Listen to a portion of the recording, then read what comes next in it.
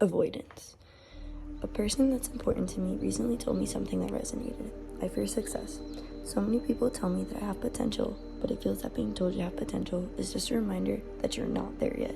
It's possible that sometimes I don't ask, not because I don't think I'm able to get access to the opportunity, but because I'm afraid of getting told yes and actually having to do something about it. I fear being seen. Maybe I fear fucking up or not being good enough.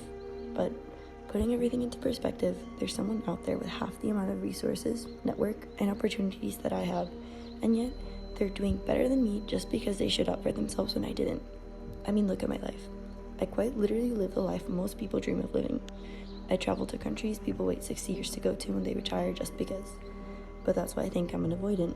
Constantly moving, forcing growth, but I'm also avoiding reality. And just a thought, maybe I avoid reality because I don't truly know what my reality is or what that's supposed to look like. I have big dreams, but sometimes when the wrong people cross my path, it becomes seemingly impossible to make them real. I feel this insane pressure to drive results, and I'm at constant war with myself because I know my potential and I won't stop till that vision becomes a reality. I'm also a perfectionist, and I won't start unless I can do it perfectly or be 100% sure I'll be successful, because deep down I really do give a fuck about what people think, which I hate, which is toxic motivation. Am I toxically motivated? Say you can't expect new beginnings if you don't create spaces for them. End cycles, let people go, let go of your old mindset, but sometimes it feels that the old version of me was the purest version of myself. Maybe naive, but with big hopes and dreams, not broken by the world yet.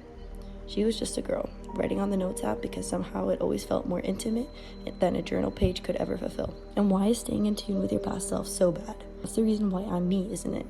But here's what I keep circling back to. If she could see me now, I don't think she'd be disappointed. I think she'd be overwhelmed. Not in a bad way. In the way you feel when something is so much bigger than what you imagined that you don't even know how to hold it. And maybe that's the problem. I don't know how to hold it. I've been given this life. Instead of living inside of it, I keep standing outside like a spectator, watching myself, critiquing myself, and waiting for the moment someone figures out I don't fully deserve it. Imposter syndrome is funny like that. It doesn't care how far you come. It just keeps moving the goalposts, and I think I let it. Because as long as I'm chasing something, I never have to sit with what I already have. As long as I'm moving, I never have to be still enough to ask the real question. What do I actually want? Not what looks good, not what makes sense on paper, not what my family approves of. So what do I want? And I think I've been so afraid of that answer because what if the answer is something small? What if after all of this thing that makes me the happiest is something quiet? Something that doesn't fulfill my family's expectations? Something that doesn't look good on paper? Would I let myself have it, or would I talk myself out of it because it doesn't match the version of success I've been chasing? I don't know. I genuinely do not know, and that terrifies me more than failure ever could, because failure I can explain. Failure has a story. Failure is something you can turn into content, into a lesson, into a comeback. But this is just simply uncertainty. Raw, uncomfortable, unfiltered uncertainty. And I think I've been mistaking certainty for readiness, waiting to feel ready, waiting to feel sure, and waiting for all the conditions to be right before I allow myself to fully show up. But nobody who ever did anything meaningful waited to be ready.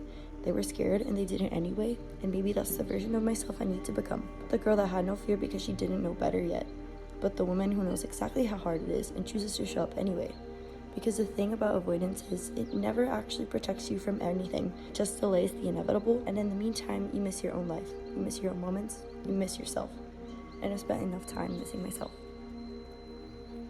Okay, bye.